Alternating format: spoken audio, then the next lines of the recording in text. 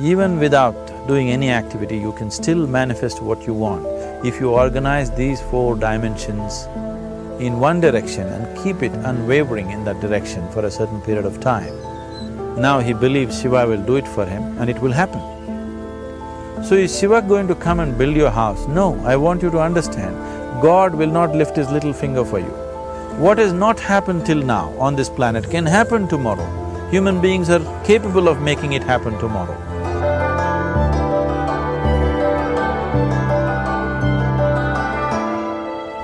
Everything we as human beings have created on this planet was essentially first created in our minds. All that you see, which is human work on this planet, first found expression in the mind, then it got manifested in the outside world. The wonderful things that we have done on this planet and the horrible things that we have done on this planet, both have come from the human mind. So if we are concerned as to what we create in this world, it's extremely important that first of all we learn to create the right things in our mind, how we keep our minds. If we do not have the power to keep our minds the way we want it, what we create in the world is also going to be very accidental and haphazard. So learning to create our minds the way we want is the basis of creating the world the way we want. There is a wonderful story in the yogic lore. On a certain day, a man took a walk. He went for a long walk. Accidentally, unawares, he walked into paradise. Fortunate, isn't he? He just took a walk and he landed up in paradise. After this long walk, he felt little tired. So he thought, oh, I'm tired, I wish I could rest somewhere. He looked around, there was a nice tree, underneath which there was very cushiony grass. So it was inviting. He went and put his head down there and slept. After a few hours, he woke up, well rested, and he thought, oh, I'm well rested, but I'm feeling hungry, I wish I had something to eat. And he thought about all the nice things that he ever wanted to eat in his life. And instantly, all those things appeared in front of him. You need to understand, there the service is like that. Hungry people don't ask questions. Food came and he ate. Stomach became full. Then he thought, oh, my stomach is full, I wish I had something to drink. All the nice things that he ever wanted to drink, he thought about it and all of them just appeared in front of him. Drinking people also don't ask questions, so he drank. Now with a little bit of alcohol in him, you know Charles Darwin told you, all of you are monkeys, your tail fell away. Not me, Charles Darwin told you that you were all monkeys and your tail fell away and then you became human. Yes, definitely the tail fell away. But the monkey, in yoga, we always refer to an unestablished mind as markata, which means a monkey. Why we are referring to the mind as a monkey is, what are the qualities of a monkey? One thing about a monkey is, it's unnecessary movement. And another thing about the monkey is, if I say you're monkeying somebody, what does it mean? Imitation. Monkey and imitation have become synonymous. So these two essential qualities of a monkey are very much the qualities of an unestablished mind. Unnecessary movement, you don't have to learn it from the monkey, you can teach it to the monkey. And imitation is full-time job of the mind. So when these two qualities are on, a mind is referred to as a monkey. So this monkey became active within him. He just looked around, thought, what the hell is happening here? I asked for food, food came. I asked for drink, drink came. There must be ghosts around here. and ghosts came. Oh, the ghosts have come, they're going to surround me and torture me, he thought. Immediately the ghosts surrounded him and started torturing him. Then he started screaming in pain and said, oh, they're going to kill me, and he died. Just now he said he's a fortunate being. The problem is he was sitting under a kalpavriksha or a wishing tree. He asked for food, food came, he asked for drink, drink came, he asked for ghost, ghost came, he asked for torture, torture came, he asked for death, death happened.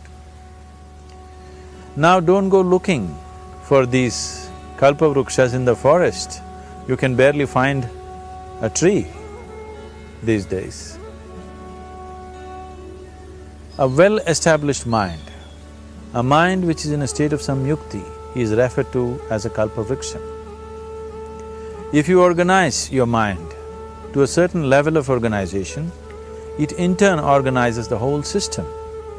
Your body, your emotion, your energies, everything gets organized in that direction. Once all these four dimensions of you, your physical body, your mind, your emotion and the fundamental life energies are organized in one direction. Once you're like this, anything that you wish happens without even lifting a little finger actually. It would help to assist it with activity, but even without doing any activity, you can still manifest what you want if you organize these four dimensions in one direction and keep it unwavering in that direction for a certain period of time. Right now the problem with your mind is, every moment it is changing its direction. It is like you want to travel somewhere and every 2 steps if you keep changing your direction, the question of you reaching the destination is very remote unless it happens by chance.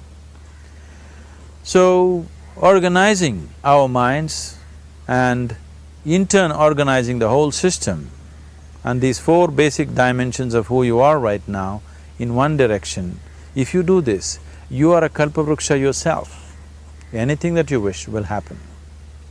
But right now, if you look at your lives, everything that you have wished for till now, if it happens, you have finished. Everything and everybody that you have desired for, if all of that lands up in your house today, could you live with that? Once we're empowered like this, it's very important that our physical action, emotional action, mental action and energy actions are controlled and properly directed. If it is not so, we become destructive, self-destructive. Right now, that is our problem. The technology, which is supposed to make our life beautiful and easy, has become the source of all the problem that we are destroying the very basis of our life, which is the planet. So what should have been a boon, we are making a curse out of it. What has brought incredible levels of comfort and convenience to us in the last 100 years or so has also become a threat to our life simply because we are not conscious action, we are in a compulsive state of action. So organizing our minds fundamentally means moving from a compulsive state of activity to a conscious state of activity. You might have heard of people for whom they asked for something and beyond all expectations it came true for them. Generally this happens to people who are in faith. Now, let's say you want to build a house. If you start thinking, oh, I want to build a house. To build a house I need 50 lakhs, but I have only 50 rupees in my pocket. Not possible, not possible, not possible. The moment you say not possible, you're also saying I don't want it. So on one level, you're creating a desire that you want something, on another level, you're saying I don't want it. So in this conflict, it may not happen. Someone who has some faith in a god or in a temple or whatever, who is simple-minded. Faith works only for those people who are simple-minded. Thinking people, people who are too much thinking, for them it never works. A childlike person who has a simple faith in his god or his temple or whatever, he goes to the temple and says, Shiva, I want a house. I don't know how, you must make it for me. Now in his mind there are no negative thoughts. Will it happen? Will it not happen? Is it possible? Is it not possible? These things are completely removed by this simple act of faith. Now he believes Shiva will do it for him and it will happen.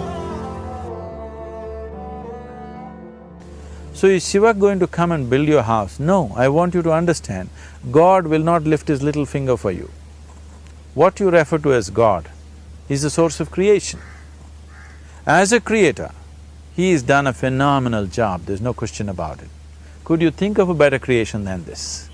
Is it in anybody's imagination to think anything better than what is there right now? So as a creator, he has done his job wonderfully well. But if you want life to happen the way you want it, because right now, the very crux of your happiness and your well-being is this, if at all if you're unhappy, the only and only reason why you're unhappy is life is not happening the way you think it should happen. That's all it is. So if life is not happening the way you think it should happen, you're unhappy. If life happens the way you think it should happen, you are happy. It's as simple as that. So if life has to happen the way you think it should happen, first of all, how you think, with how much focus you think, how much stability is there in your thought, and how much reverberance is there in the thought process will determine whether your thought will become a reality or is it just an empty thought. Or how you do not create any impediments for your thought by creating negative thought process. This possible is something possible or not possible, it is destroying humanity. What is possible and not possible is not your business, it's nature's business. Your business is just to strive for what you want. Right now you're sitting here, if I ask you two simple questions, I want you to just look at this and answer this. Right now from where you're sitting, can you just fly off? You say no. Right now from where you're sitting, can you get up and walk? You'll say yes. What is the basis of this? Why you say no to flying and yes to walking?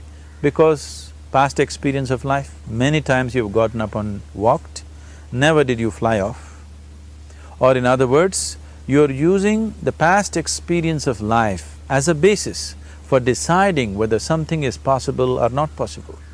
Or in other words, you have decided that what has not happened till now cannot happen in your life in future. This is a disgrace to humanity and the human spirit. What has not happened till now on this planet can happen tomorrow. Human beings are capable of making it happen tomorrow. So what is possible and what is not possible is not your business. That is nature's business. Nature will decide that. You just see what is it that you really want and strive for that. And if your thought is created in a powerful way, without any negativity, without any negative thoughts bringing down the intensity of the thought process, the first and foremost thing is you must be clear what is it that you really want. If you do not know what you want, the question of creating it doesn't arise. If you look at what you really want, what every human being wants is, he wants to live joyfully, he wants to live peacefully.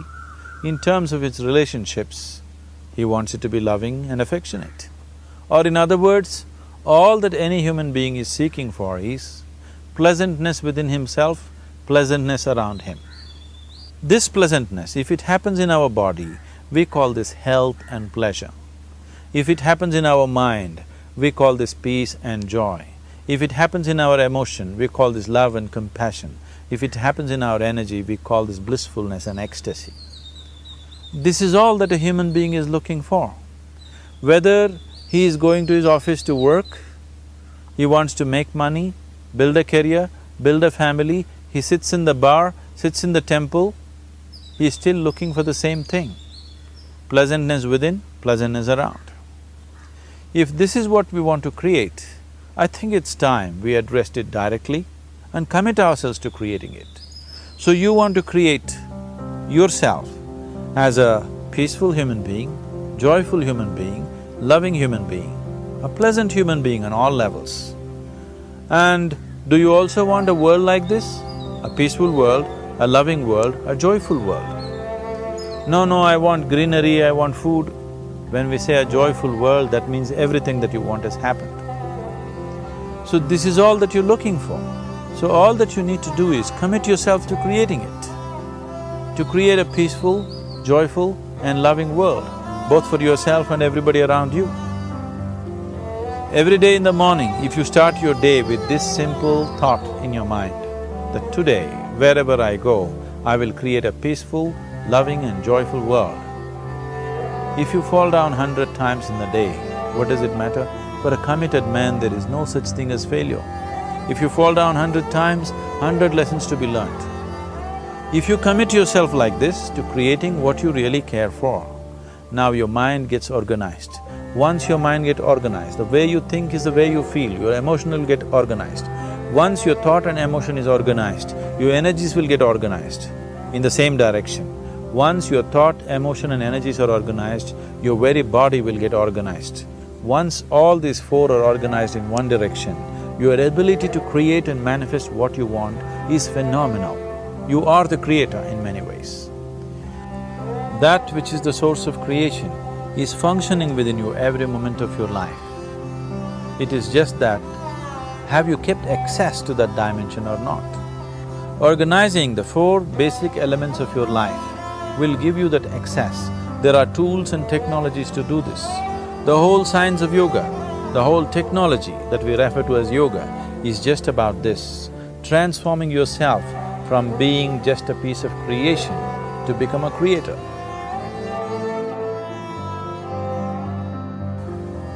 It is my wish and my blessing that every human being in this world should have this access to the source of creation within himself so that he can function here as a creator, not just as a piece of creation.